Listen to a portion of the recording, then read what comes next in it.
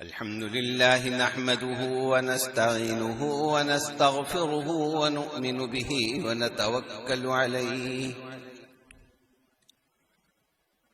ونعوذ بالله من شرور أنفسنا ومن سيئات أعمالنا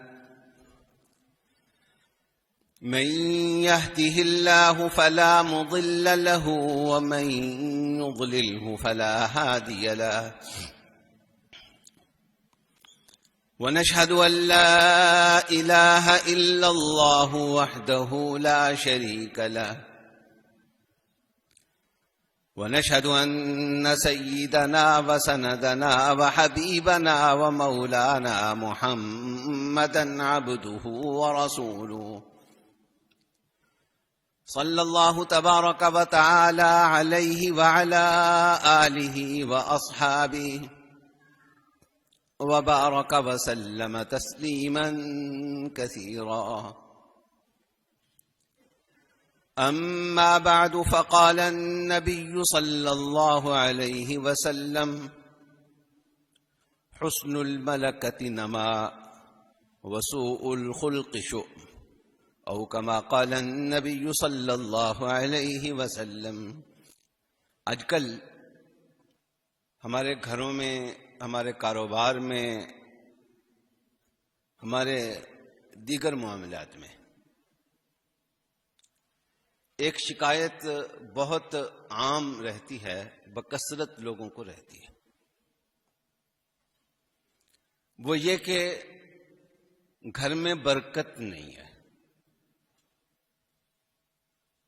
کوئی نحوست ہے گھر میں، کوئی بندش ہے، کوئی رکاوٹ ہے، کاروبار میں کوئی بندش ہو گئی ہے، بات بڑھ نہیں رہی، ملازمت میں کوئی رکاوٹ ہے، کوئی بندش ہو گئی ہے، بچوں کی تعلیم میں اس طرح کا کوئی معاملہ ہے. اور اس بات کی ہمیں تلاش ہوتی ہے کہ اس کی وجہ کیا ہو سکتی ہے. اس کی وجہ کی تلاش میں ہم بہت سارے عاملوں کے پاس بھی جاتے ہیں. شاید کسی نے کوئی جادو ٹونا کر دیا ہو، شاید کسی نے کوئی اور اس طرح کا کام کر دیا ہو، شاید کوئی بیرونی اثرات ہوں، شاید کوئی آسیب ہو، شاید فلاں معاملہ ہو. اس طرح کے مختلف خیالات ہمارے ذہنوں میں آتے ہیں اور ہم اس تلاش میں ہوتے ہیں کہ یہ جو نحوست یا بے برکتی یا رکاوٹ یا بندش ہے، اس کا ازالہ کیا جائے. سرور عالم حضور اقدس صلی اللہ علیہ وسلم نے اپنی متعدد احادیث مبارکہ میں اس طرح کی صورتحال کے کچھ اسباب بیان فرمائے. کبھی تو ایسا ہوتا ہے کہ اللہ تعالی کی طرف سے ایک آزمائش انسان پر ہوتی ہے. اللہ اپنے بندوں کو آزماتے ہیں، اچھے برے ہر طرح کے وقت اللہ تعالیٰ انسانوں پر لاتے ہیں. وَلَنَبْلُوَنَّكُمْ بِشَيْءٍ مِّنَ الْخَوْفِ وَالْجُوعِ وَنَقْصٍ مِّنَ الْأَمْوَالِ وَالْأَنفُسِ وَالثَّمَرَاتِ وَبَشِّرِ الصَّابِرِينَ. لیکن اس کے علاوہ اس کے کچھ واقعی اسباب بھی ہوتے ہیں، کچھ وجوہات ہوتی ہیں. جو وجوہات اللہ اور رسول نے بیان فرمائی ہیں ان کی طرف ہماری توجہ کم جاتی ہے اور عاملوں کے پاس جانا ہے، فلاں بابا جی کے پاس جانا ہے، فلاں کے پاس جانا ہے، اس طرف ہماری توجہ زیادہ جاتی ہے. مثلا سرور عالم حضور اقدس صلی اللہ علیہ وسلم کا بہت ساری جگہوں پر یہ ارشاد ہے کہ جہاں اللہ کا نام آ جاتا ہے وہاں شیطان نہیں آتا، اور جہاں اللہ کا نام نہیں ہوتا وہاں شیطان آتا ہے۔ اس کا مطلب یہ کہ شیطانی اثرات سے بچنے کا طریقہ یہ ہے کہ ہمارے گھروں کے اندر بھی اللہ کا نام ہو۔ ہم نے یہ فرض کر رکھا ہے، ہم نے یہ سوچ رکھا ہے کہ اللہ کا نام لینے کی جگہ صرف مسجدیں ہیں۔ رسول اللہ صلی اللہ علیہ وسلم نے فرمایا کہ نہیں، ایسا نہیں کرو۔ مسجدوں میں تو اللہ کا نام ہو اور گھر میں اللہ کا نام نہ ہو۔ آپ نے فرمایا کہ اپنے گھروں کو قبرستان نہ بناؤ۔ مردگی، افسردگی، اپنے گھروں میں زندگی پیدا کرو۔ کیسے؟ آپ نے فرمایا کہ تمہاری نماز کا کچھ حصہ تمہارے گھروں میں بھی ہونا چاہیے۔ نوافل وغیرہ گھروں میں پڑھو۔ رسول اللہ صلی اللہ علیہ وسلم کا ارشاد مبارک ہے کہ جب آدمی شام کو، رات کو اپنے گھر واپس جاتا ہے اور گھر میں پہنچتے وقت، گھر میں داخل ہوتے وقت اللہ کا نام لے لیتا ہے تو پوری رات شیطانی اثرات اس گھر پہ نہیں آتے۔ تو ایک تو مثال کے طور پر یہ کہ میں ایک اور چیز کی طرف آج متوجہ کرنا چاہتا ہوں، اور اسی سے متعلق میں نے اس وقت حدیث مبارک آپ کے سامنے تلاوت کی ہے کہ رسول اللہ صلی اللہ علیہ وسلم نے ارشاد فرمایا کہ ماتحتوں کے ساتھ،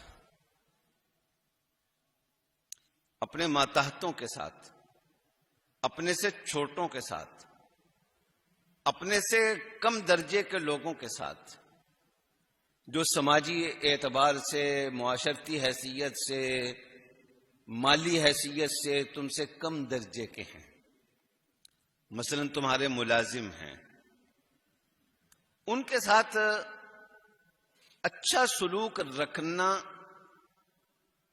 یہ برکت ہے، یہ نما ہے۔ یعنی اس سے چیزیں آگے بڑھتی ہیں، بات آگے بڑھتی ہے۔ نما یہ ہم جس کو بندش کہتے ہیں، یہ اس کا الٹ ہے، یعنی یہ بندشوں کا خاتمہ ہے۔ اور فرمایا کہ بد اخلاقی نحوست ہے، بد اخلاقی یہ نحوست ہے۔ ہم یہ تو سوچ لیتے ہیں کہ ساس نے کچھ کروا دیا ہوگا، تائی نے کچھ کروا دیا ہوگا، پھپھی نے کچھ کروا دیا ہوگا، فلانی نے کچھ کروا دیا ہوگا، فلانی نے کچھ کروا دیا ہوگا، لیکن ہم نے بھی کچھ کیا ہے، ہم نے بھی کچھ گیریں لگائی ہیں، ہم نے بھی کچھ بندشیں اپنے راستے میں خود کھڑی کی ہیں، ہم نے اپنے راستے میں خود روڑے اٹکائے ہیں، اس کا بعض اوقات ہمیں اندازہ نہیں ہوتا۔ رسول اللہ صلی اللہ علیہ وسلم نے ارشاد فرمایا کہ نحوست جو آتی ہے وہ تمہارے برے اخلاق سے آتی ہے، اور نحوستیں اگر ٹلیں گی تو تمہارے اچھے اخلاق سے ٹلیں گے۔ اور اچھے اخلاق کس کے ساتھ؟ اپنے کلائنٹ کے ساتھ وہ کر ہی لیتے ہیں، اپنے گاہک کے ساتھ کر ہی لیتے ہیں، اپنے دوست احباب کے ساتھ کر ہی لیتے ہیں، اپنے برابر والوں کے ساتھ کر ہی لیتے ہیں، اپنے باس کے ساتھ وہ ہماری مجبوری ہے، اپنے سے اونچے طبقے کے لوگوں کے ساتھ وہ ہماری مجبوری ہے، وہ کرنا ہی کرنا ہوتا ہے۔ جو تمہارے ماتحت ہیں، جن کے ساتھ تم بد اخلاقی برت بھی لو، جن کے ساتھ تم کڑوی کسیلی باتیں کر لو، جن کے ساتھ تم برے انداز سے گفتگو کر لو، تب بھی وہ آگے سے کچھ کہہ نہیں سکیں گے تمہیں۔ وہاں اپنے اخلاق کو تم درست رکھتے ہو، وہاں تم اپنے انداز کلام کو درست رکھتے ہو، وہاں تم اپنے طرز عمل کو درست رکھتے ہو، تو رسول اللہ صلی اللہ علیہ وسلم نے فرمایا کہ اس سے بندشیں ختم ہوتی ہیں، برکتیں پیدا ہوتی ہیں۔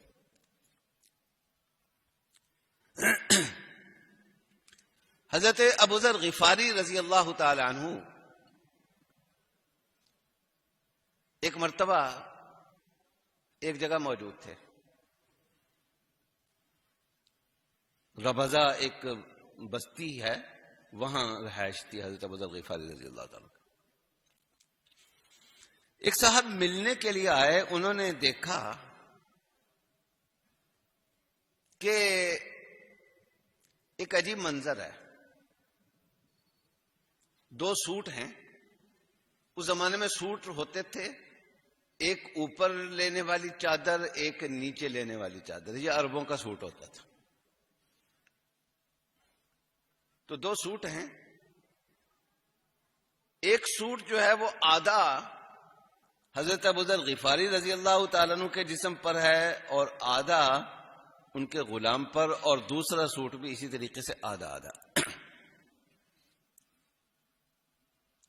تو معرور یہ تابعی ہیں، وہ کہتے ہیں کہ میں نے یہ منظر دیکھ کر حضرت ابوذر غفاری رضی اللہ تعالیٰ سے پوچھا کہ یہ کیا آپ نے کیا ہوا؟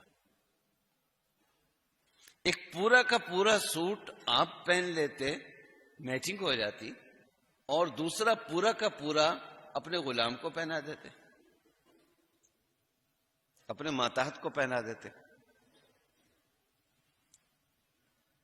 حضرت ابوذر غفاری رضی اللہ تعالیٰ عنہ نے کہا کہ اتنی سمجھ تو مجھے بھی ہے، کیسا کیا جا سکتا تھا، لیکن مجھے رسول اللہ صلی اللہ علیہ وسلم کا ایک ارشاد یاد آ گیا، اس کی وجہ سے میں نے، دیکھنے میں یہ ڈب کھڑبا کام لگ رہا ہے، لیکن اللہ کے نبی کے ارشاد پر لفظ بلفظ عمل کرنے کے لیے میں نے ظاہری فیشن کو نظر انداز کر دیا۔ اور پھر حضرت ابوذر غفاری رضی اللہ تعالیٰ عنہ نے ایک واقعہ سنایا کہ رسول اللہ صلی اللہ علیہ وسلم کے زمانے میں ایک مرتبہ کسی صاحب کے ساتھ میری کسی بات پر تو میں ہو گئی۔ وہ غلام تھے، اور بعض روایات سے پتہ چلتا ہے کہ وہ حضرت بلال رضی اللہ تعالیٰ عنہ تھے، جو آزاد کردہ غلام تھے، غلامی کی زندگی گزار چکے تھے۔ تو اس تو میں میں نے ان کو ان کی ماں کا حوالہ دے کر آر دلا دی کہ تم تو ایک باندی کے بیٹے ہو، تمہاری ماں تو ایک کمی تھی، تمہاری ماں تو ایک باندی تھی، تمہاری ماں تو ایک مملوکہ تھی، تمہاری ماں تو ایک ملازمہ تھی، نوکرانی تھی۔ یہ حضرت ابوذر غفاری رضی اللہ تعالیٰ عنہ کی زبان مبارک سے اس سے ملتا جلتا کوئی جملہ نکل گیا۔ سرور دو عالم حضور اقدس صلی اللہ علیہ وسلم کو اطلاع ملی، صحابہ اکرام کے مربی تو ظاہر ہے کہ رسول اللہ صلی اللہ علیہ وسلم ہی، اور حضرت ابوذر غفاری بہت جلیل القدر صحابی ہیں اور بہت عجیب و غریب صفات کے حامل صحابی ہیں، خاص طور پر روحانی مقام اور مرتبے کے اعتبار سے چند ٹاپ کے صحابہ کی اگر ایک فہرست تیار کی جائے تو ان میں ان کا نام آتا ہے۔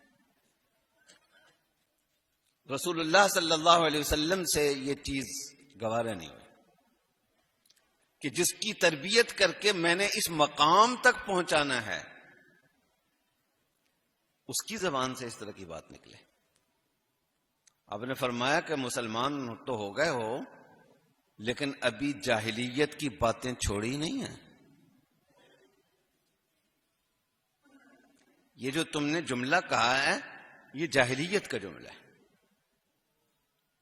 اور اس کے بعد رسول اللہ صلی اللہ علیہ وسلم نے تفصیل سے فرمایا کہ یہ اللہ کی تقسیم ہے. کسی کو اس وجہ سے کہ وہ تمہارا ماتحت ہے کبھی حقارت کی نظر سے مت دیکھو. یہ اللہ کی تقسیم ہے. اللہ نے کسی کو اوپر کر دیا, کسی کو نیچے کر دیا. اور ہم نے اپنی آنکھوں سے دیکھے ہیں منظر کہ بڑے بڑے بزنس کے مالک چھوٹی سی ملازمت کر رہے ہیں. ایک بڑا بزنس, اچھا خاصا بزنس, اچھے پوش علاقے میں گھر ان کا, اور پتہ نہیں کتنے ماتحت ان کے ملازم کام کرنے والے, ان کے نیچے پتہ نہیں کتنے ملازموں کو وہ تنخواہ دے رہے ہیں. لیکن کسی وجہ سے بزنس ناکام ہوا, خسارہ ہوا, بزنس بند کرنا پڑا. ایک دفعہ ایک ہاسپٹل میں جانا ہوا, وہاں وہ پھر رہے تھے وہ صاحب.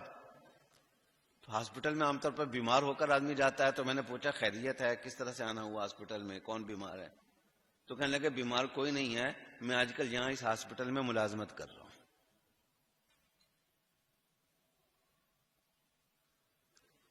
تو آج کچھ لوگ تمہارے ماتحت ہیں, کوئی پتہ نہیں. تلکل ایام نداولها بین الناس. اللہ کا شکر ادا کرو کہ اللہ نے تمہیں اس جگہ پر رکھا ہے. یہ تمہارا کمال نہیں ہے, یہ اللہ کی تقسیم ہے. کیونکہ تقسیم اللہ کی ہے. اللہ نے تمہیں یہاں اس سیٹ پر بٹھایا ہے اور اس کو تمہارے سامنے ملازم بنا کر کھڑا کیا ہے. کیونکہ یہ تقسیم اللہ کی ہے, اس لیے حکم بھی اللہ ہی کا پیش نظر رکھو. اور اللہ کا حکم یہ ہے کہ بحیثیت انسان وہ تمہارے برابر ہے. فرمایا کہ اخوانکم خولکم جعلہم اللہ تحت ایدیکم. وہ تمہارا ملازم ہے, وہ تمہارا خاکروب ہے, وہ تمہارا اکاؤنٹنٹ ہے, وہ تمہارے ماتحت ہے, وہ تمہارا کاریگر ہے, وہ تمہارا درزی ہے, وہ تمہاری فیکٹری میں کام کرتا ہے, وہ تمہارا مزدور ہے, جو کچھ بھی ہے, لیکن تمہارا بھائی ہے, تمہارے برابر کا ہے. اس لیے فرمایا کہ تمہاری یہ ذمہ داری ہے کہ جس طرح کا کھانا پینا تمہارا ویسا ان کا, جس طرح کا پہننا تمہارا ویسا ان کا. تو حضرت ابو ذر غفاری رضی اللہ تعالیٰ عنہ نے فرمایا کہ چونکہ اللہ کے نبی نے فرما دیا تھا کہ جیسا خود پہنو ویسا انہیں پہنا ہو, تو ہو بہو لفظ بلفظ اللہ کے نبی کے اس حکم پر عمل کرنے کے لیے میں نے سوٹ آدھا آدھا کر لیا. اگر دونوں برابر معیار کے ہوتے تو پھر ایک میں پہن لیتا, ایک اس کو پہنا دیتا. لیکن یہاں چونکہ معیار دونوں کا برابر نہیں تھا, اس لیے آدھا آدھا کر دیا تاکہ دونوں کا حساب کتاب برابر ہو جائے. جیسا میں نے خود پہنا ہے ویسا ہی میرے ماتحت نے, میرے غلام نے, میرے ملازم نے بھی پہنا ہوا. تو بات جو عرض کر رہا تھا, جو ہمیں ہر جگہ سوچنی چاہیے, اپنی فیکٹری میں سوچنی چاہیے, اپنی دکان پہ سوچنی چاہیے, اپنے آفس میں سوچنی چاہیے, اپنے گھروں میں سوچنی چاہیے, مردوں کو سوچنی چاہیے, خواتین کو سوچنی چاہیے, وہ یہ کہ رسول اللہ صلی اللہ علیہ وسلم نے نحوست اور بے برکتی کا یہ جو سبب بیان فرمایا, کہیں یہ ہمارے اندر موجود تو نہیں ہے. کہیں اپنے گھر میں کام کرنے والی ماسی کے ساتھ بدتمیزی سے بات تو نہیں کرتے, کہیں اپنی فیکٹری کے ملازمین کے ساتھ اس انداز سے بات تو نہیں کرتے, کہیں اپنے آفس کے ماتحتوں کے ساتھ اس طرح سے بات تو نہیں کرتے, کہیں کسی اور جگہ دیکھا کہ یہ غریب آدمی ہے تو اس کے ساتھ اس انداز سے بات تو نہیں کرتے. قرآن نے تو یہاں تک کہا کہ اما السائل فلا تنہر, تمہارا ماتحت نہیں ہے بلکہ اس نے تمہارے سامنے دستے سوال دراز کیا ہوا ہے. اس سے زیادہ حقارت کیا ہو سکتی ہے؟ تو فرمایا کہ دینا نہ دینا الگ بات ہے, لیکن جھڑکنا اسے بھی نہیں ہے. جس نے اپنی عزت خود آپ کے سامنے بچھا دی ہے, آپ سے مانگنے پہ آ گیا, جو اس نے اپنی عزت خود آپ کے سامنے بچھا دی ہے, آپ کے سامنے اپنی عزت قربان کرنے کے لیے تیار ہو گیا ہے, اپنی عزت کو نظر انداز کرنے کے لیے تیار ہو گیا. فرمایا کہ جس نے اپنی عزت کو خود نظر انداز کر دیا تمہیں اب بھی اجازت نہیں ہے کہ تم اس کی عزت کو کم سمجھو. وَأَمَّا السَّائِلَ فَلَا تَنْهَرْ. ایک حدیث میں آتا ہے رسول اللہ صلی اللہ علیہ وسلم کے سامنے آپ نے دیکھا کہ ایک صاحب بکری ذبح کرنے لگے ہیں. بکری کو لٹایا ہوا ہے. بکری کو پہلے لٹایا اور اس کے بعد چھری تیز کرنی شروع کر دی. رسول اللہ صلی اللہ علیہ وسلم نے فرمایا کہ یہ کیا الٹ ترتیب ہوئی. پہلے بکری کی نظروں سے اوجھل ہو کر چھری تیز کرو اور جب بالکل ذبح کرنے کا وقت آ جائے اس وقت بکری کو لٹاؤ تاکہ غیر ضروری تکلیف بکری کو نہ ہو. اس کو ترسا ترسا کر نہیں مارو.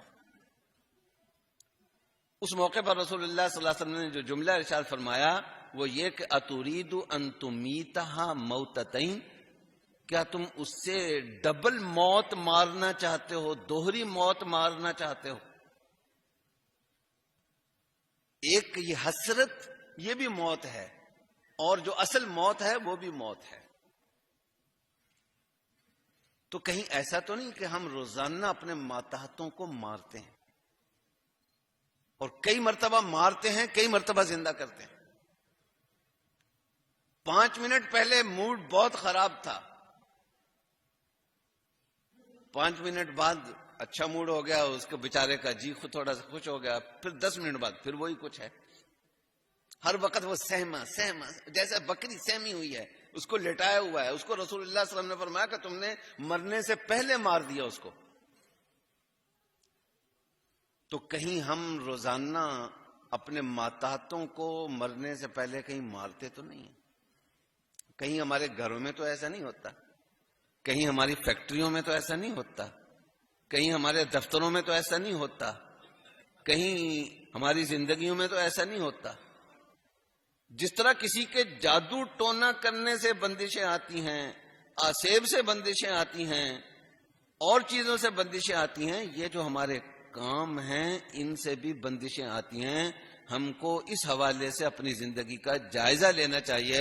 اللہ جل جلالہ ہمیں عمل کی توفیق عطا فرمائے. وآخر دعوانا ان الحمدللہ رب العالمین.